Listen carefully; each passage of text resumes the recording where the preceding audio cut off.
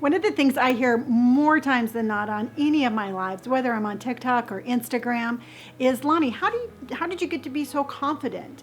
Well, you know what? It got me to thinking, and I am just amazed at where I have come from. When I first started my journey of finding who I was and wanting to actually like myself, I didn't have any confidence at all. I had zero confidence. I had negative confidence. But I worked on it, and I put together some ideas and some thoughts for you on how I got my confidence, how I keep my confidence, how I'm still building my confidence today. And I thought I would share with you my personal tricks on how I did that. So here are my tips and tricks on how I got confident.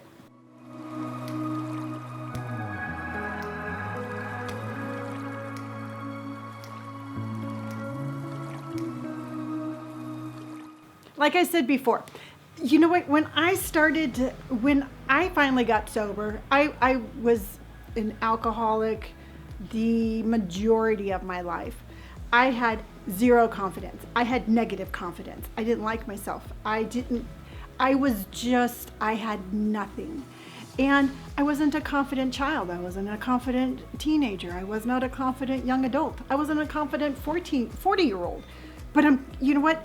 I think I'm a confident 50-year-old. So I'm like, what changed? You know, how did I go from having no confidence to be able to be here in front of you, to be in front of millions of people every single day and be like, hey, here's who I am without feeling weird, or, you know, with complete transparency. So I thought it would be really cool for me today to say, hello, Liberty, for me to share with you some easy tricks that I think are good starting points to building your confidence. So enough talking, let's get into my tips and tricks for your confidence. So where to start? Well, we can only start where we are today. We can only start at this exact moment. We can't start yesterday and we can't start tomorrow, so you might as well start today. And the first thing I'd like you to do is to actually kind of drop in with yourself, find out what you think about yourself, really deep down inside. What do you think about yourself? And write those things down. I'd like you to make a list of the things you like about yourself, and then you're going to make a list of the things that you'd like to improve, either improve or eliminate from your life. Now, I know from firsthand experience, writing down the things that you want to improve on and get rid of are probably going to be easier to write than the things that you like about yourself. But they're just try to find something positive that you like about yourself that you can put on the list. It can be as simple as, I'm a kind person. I tipped really good the other day. I smiled at somebody and they smiled back and I seemed to have made their day.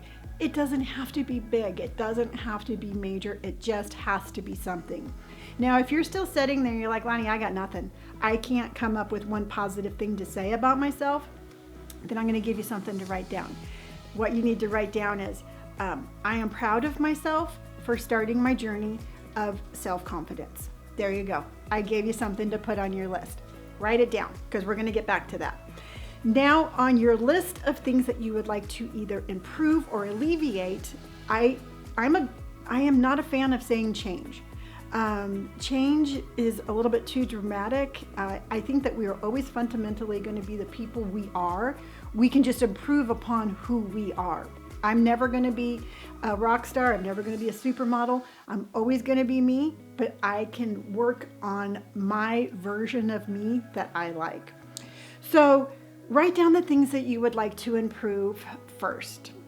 Actually, I take that back. Just write everything down. Put the whole list. You have the whole list written down. Now, I would like you to put the list in the order of the things that are going to be the easiest to achieve.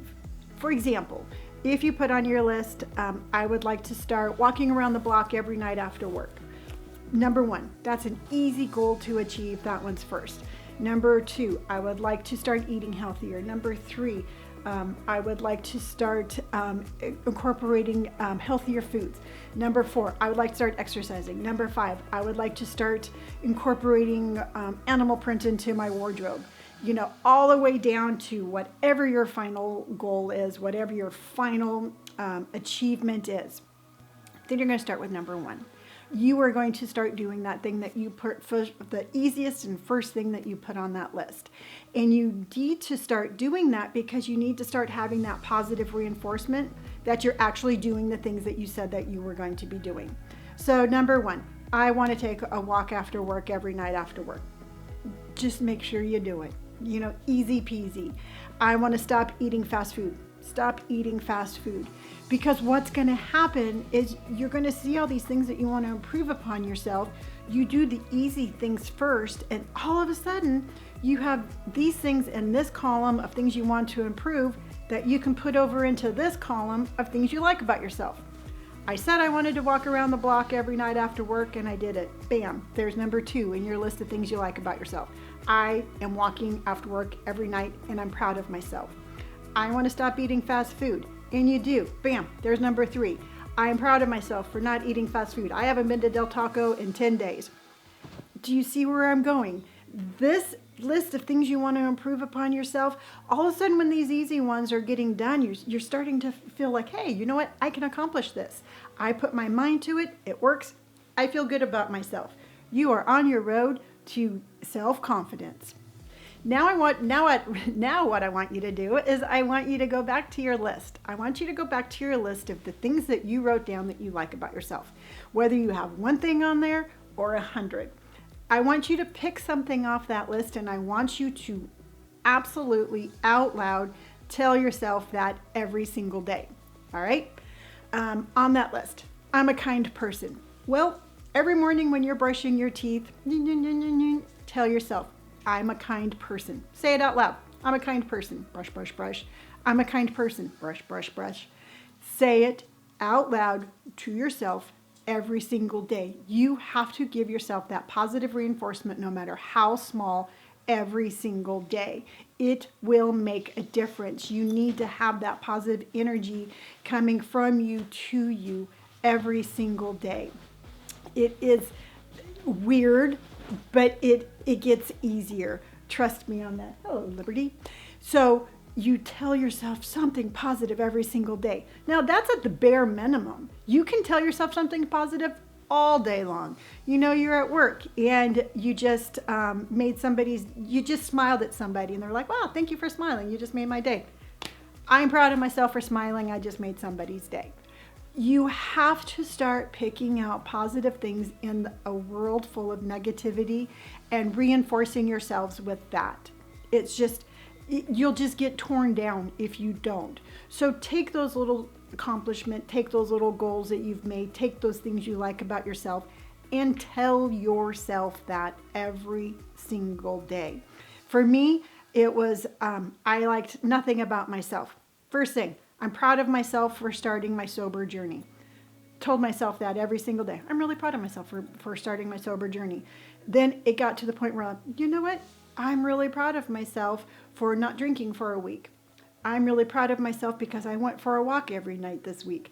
And it got to be easier, and it will be easier for you with every time you open your mouth and you say something positive about yourself.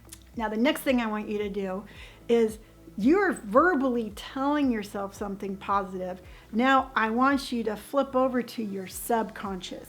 What is your inner voice telling you?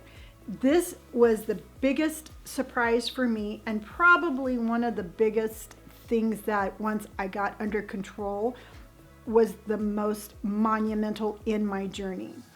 And what I'm talking about is we have a constant inner monologue. We are always talking to ourselves, whether we hear it or acknowledge it, or if we don't. Our mind never shuts off. So the amazing thing to me is when I took that moment, and I still remember the exact moment, the exact time, where I was in town. I was in my car. I was heading to work. I was near our duck pond. I was at a stoplight, and I stopped to listen to what I was telling myself. And I'm like, God, you're really mean. I mean, the things I were telling myself was vile. They were mean. I was this, I was that, I wasn't worthy. I was just all of these horrible rhetoric in my head. And I'm like, no, I'm not going to allow myself to tell these things. You wouldn't allow a stranger to walk up to you off the street and be like, you're worthless. You know what? You're never going to amount to anything. You don't deserve to be happy. You would be offended. You would be like, who are you to tell me these things? Well, who are we to tell ourselves this? It is just something that is so sneaky and in the back of our head that we don't even realize that we're doing it. So you need to take that moment and you need to have your conscious mind stop and listen to what your subconscious mind is telling you. You might actually be afraid and a little mortified at what you're really telling yourself. Now, just like you would address that person off the street, I need you to address your own subconscious mind. You know, if you're saying something mean to yourself, you need to be like, hey, you know what? Stop it. And replace that negative talk with something positive. Again, those reinforcements of those things you like about yourself, reinforcements of things that you want to do. It can be as minor as, hey, I see you, I hear you, you're not allowed. That's a positive thing. You've made a positive movement forward in your positivity journey. So again, stop and listen to see what you're really telling yourself. It is just monumental at how negative we are to ourselves. You know, like I keep saying, in a world full of negativity, we don't need to add to that. The world is doing just fine throwing heaps of icky at us. We don't need to do that to ourselves. Now, another thing I want you to do is, I know that your journey has gotten to the point where, you know, you're starting to feel good about yourself. You're starting to be like, hey, you know what? I can say nice things about myself. And I've put goals out and I've made them, and that's really cool. You know, my inner voice is starting to behave and I'm starting to tell myself nice things. Now, with this newfound, like, hey, this is pretty cool, you need to realize that you have the right to surround yourself with people who are not toxic. All right. This is a really tricky one because a lot of times the most toxic people end up being the people who are closest to us. All right. And sometimes, like I said, this is a really tricky one. And it's hard for me to state it in a way without saying, like, don't ever speak to your mom again. Or, you know, get this person out of your life or something like that. So I try to say it in a manner of where I don't ever want to ruin anybody's relationships, but I want to give you the tools in order for you to find your happiness. Now, let's say, for example, your mother has a tendency to put you down, or you think that she's putting you down, like you don't dress well, or you shouldn't have tattoos, or you need to lose weight, or anything what it is. Whatever is coming out of that person's mouth, you need to be assertive and in a non-confrontational way, because confrontation never leads to good things. But in a non-confrontational way, you just need to be like, hey, you know what? The things that you're saying really hurt my feelings. I know you're probably saying it out of love and you think that, you know, what you're telling me is for the best. But in reality, what you're saying is really hurting me. Now, at this point, that person either has the ball is now in their court. Either they will be like, wow, you know what? I never meant to hurt you, and I will do my best to not say these things because you matter, or they will just continue to be toxic. And that's where it gets a little tricky, because at that point, you're going to have to be like, you know, I've asked you to not say these things hurt me. And here's what's going to happen if you don't stop. You know, I am not going to be around you. I am going to limit my access to you. You have to take that control, because if you let these toxic people in your life constantly spew this negativity on you, they are tearing down every little bit of confidence that you are building up. Because it is really hard to be like, I'm a good person. You know what? I did great things. And then the person you love most is like, yeah, you're pretty crappy. You know, do you see what I'm saying?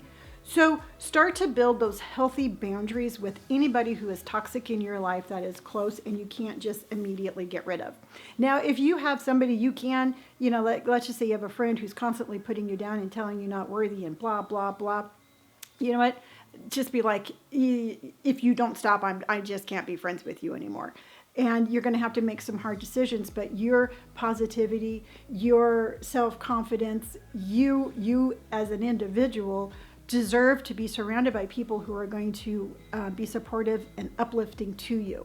Now, I say this with firsthand knowledge. My ex-husband did nothing but tear me down. My parents, I love them very dearly, were not the most supportive people. And I had to, I learned, my parents, when they got older, we had great relationships because we set healthy boundaries with each other. My ex-husband, I just got rid of. He was not nice and he had to go. I had friends that I had when I was drinking and in my addiction stage that I just couldn't be friends with because they led to unhealthy habits. So I understand firsthand how difficult it is to do what I just told you to do. But you can find your own level of comfortability. You can find who you want to keep, who you don't want to keep, but you just need to know that you are extremely important and you deserve to be surrounded by positive people. Now, lastly, what I want you to do is I want you to give yourself the gift of time. And by that, I mean you need to give yourself time to work on these skills that I just told you about, and you need to have time to heal, and you need to have time to build your confidence. I always say, you look at, you're watching the Summer Olympics and you see the gymnast and she's flipping all backwards and you're like, wow, she just made that look really easy. I'm going to go do a backflip. And then you end up just falling on your back. What we don't see is we don't see those years and decades of hard work that they have put into it in order to be able to make it look effortless. So we think like, okay, well, I'm going to start my journey of self-confidence. And then a week later, you're like, you know what? I am no more confident than I was the day I started. It takes time. I started my self-confidence journey when I was 51. I'm 57 now, and I am still on my journey. I am still finding out new things about me. I am still, to this day, practicing those techniques that I just gave you. But I'm okay. I'm in this for the long run.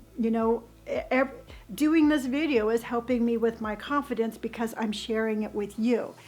You kind of have to have that mindset of, this is just going to stay with me for the rest of my life, and I'm going to work on this for the rest of my life. I'm going to end it with this story. And I always tell people on my lives that self-confidence is like a seed that you plant in your garden. So let's just say you're sitting there and you're like, I want to have a tomato garden. I love fresh tomatoes. I want a tomato garden. So you go in the backyard, you dig up the dirt, you go to Home Depot, you buy your tomato seeds, you plant them in, you put the dirt back on. Then every day after that, you need to go outside. You need to make sure, are my tomato plants okay? Are they watered? Is there any weeds? Are there bugs eating my plants? Is there too much sun? Is there not enough sun? It just never stops. That garden needs your attention every single day in order to produce the best tomatoes. Well, self-confidence is exactly like that. You need to plant that seed of self-confidence and then tend to it every single day. You need to make sure that it is okay, that you're telling it kind things. It needs just as much attention as that tomato plant.